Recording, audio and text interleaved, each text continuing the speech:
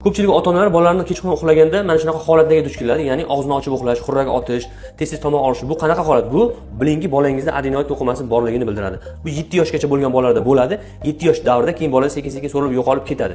Lekin bunaqa asoratlar bersa, ya'ni bolani tez og'zini ochib uxlasa, o'rta quloqda suyuqlik yig'ilsa, bu bez so'rilmasdan bolaga ziyon keltirayotgan bo'ladi. O'shaning uchun biz tavsiya qilamiz, agar bolada tashxis qo'yildimi adenoid nechinchi daraja? Agar birinchi daraja bo'lsa, bunaqa bolada burniga turli xil spreylar, ya'ni Forenex, uni so'rdirishga qarshi sprey ishlatsa bo'ladi. Ikkinchi daraja va uchinchi darajasida bolada shikoyat bo'lsa, jarrohlik amaliyoti, ya'ni endoskop yordamida adenoid to'qimasini olib tashlash tavsiya qilinadi.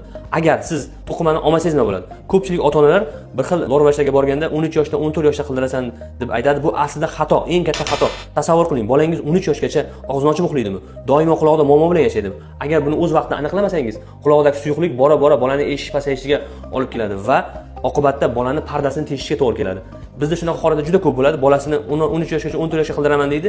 O'rta quloqda suyuqlik, bolada eshish pas, adenoid 3-daraja va ayrim lor shifokorlarining gapiga qilib oldirmaydi. Bu xato. Ushbu videoni doimo bolasi og'zini ochib qo'yadigan tanishlarga jo'natib qo'ying. Albatta videoni ko'rib ularga manfaatli bo'lsin. Shu orqali sizlar ularga ancha yordam bergan bo'lasizlar.